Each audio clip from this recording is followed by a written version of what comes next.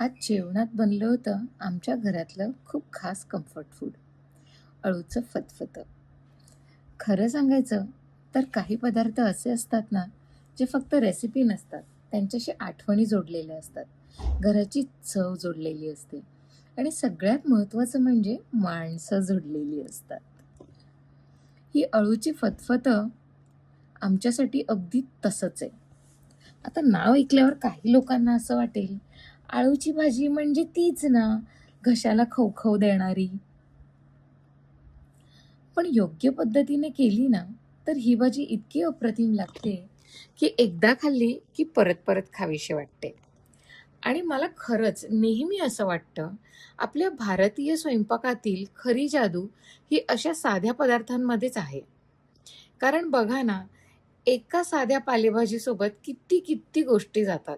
आळूची पानं, आंबट चुका, मऊ मका, कंद, शेंगदाणे, काजू, हरभरे, काळे वाटाणे, थोड्याफार डाळी. हे सगळं एकत्र आलं, की पदार्थाला अशी रिचनेस येते, की विचारायलाच नको. आणि मग येते ती सगळ्यात महत्त्वाची गोष्ट, फोडणी. लसूण, मिरची, तिखट, मीठ, जिरं, हिंग, कढीपत्ता ही फोडणी जेव्हा तेलात तडतडते ना, तेव्हाच समजतं की आज स्वयंपाकघरात काहीतरी भारी शिजणार आहे. मला तर फोडणीचा वास आला की भूक दुप्पट लागते. तुम्हालाही लागते का? आणि भाजीची अजून एक खास गोष्ट म्हणजे तिच्यातला टेस्ट बॅलन्स. चिंचेची आंबट चव, गुळाची हलकी गोडी, मसाल्याचं तिखटपण आणि सगळ्या जिन्नसांची मऊसर टेक्स्चर. किती भारी आहे ना? नुसतं ऐकूनच असं तोंडाला पाणी सुटतंय. हे सगळं इतकं सुंदर ब्लेंड होतं, की प्रत्येक घास अगदी समाधान देऊन जातो. गरम-गरम भातावर ही फतफतं वाढलं, की बस. क्षणी दुसरं काही नको वाटतं. आता या भाजीची खरी मजा सांगू का?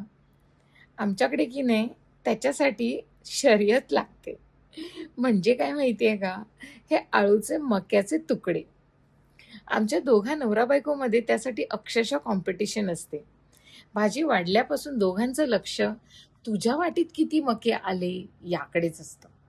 कधी-कधी तर आम्ही शांतपणे खात असतो, पण डोळे मात्र एकमेकांच्या वाटीतल्या मक्यांकडे असतात. आणि खरं सांगते, घरातल्या अशा छोट्या-छोट्या गोष्टी आयुष्य सुंदर बनवतात. मोठे-मोठे प्लॅन्स, एक्सपेन्सिव्ह आउटिंग्ज हे सगळं ठीक आहे. ते पण पाहिजे. पण छोट्या-छोट्या गोष्टींमध्ये देखील खूप आनंद दडलेला असतो. पण गरम-गरम भात, आवडती भाजी आणि जेवताना होणारं हसणं कॉन्व्हर्सेशन ही खरी लक्झरी आहे की नाही? माझ्या नवऱ्याला नॉन खूप आवडतं. पण ही अळूची भाजी, अळूचं फतफतं आलं, की तो अगदी मनापासून खातो. त्याच्यातला कोकणी माणूस जागा होतो. आणि म्हणूनच कधी-कधी माझ्या वाट्याचे मकेही मी त्याच्यासाठी सोडून देते. हो, नंतर थोडा पश्चाताप होतो खरा, पण चालायचंच. नवरा माझा नवसाचा. कारण प्रेम म्हणजे मोठ्या-मोठ्या गोष्टी नसतात नेहमी.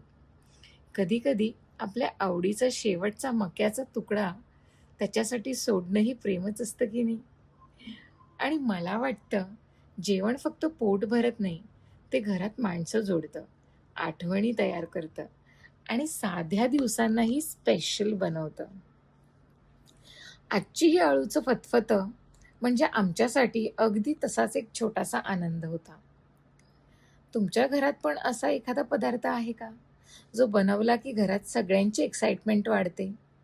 कमेंट करा आणि नक्की सांगा. आणि व्हिडिओ आवडला तर लाईक, शेअर आणि सबस्क्राईब करायला विसरू नका. बाय.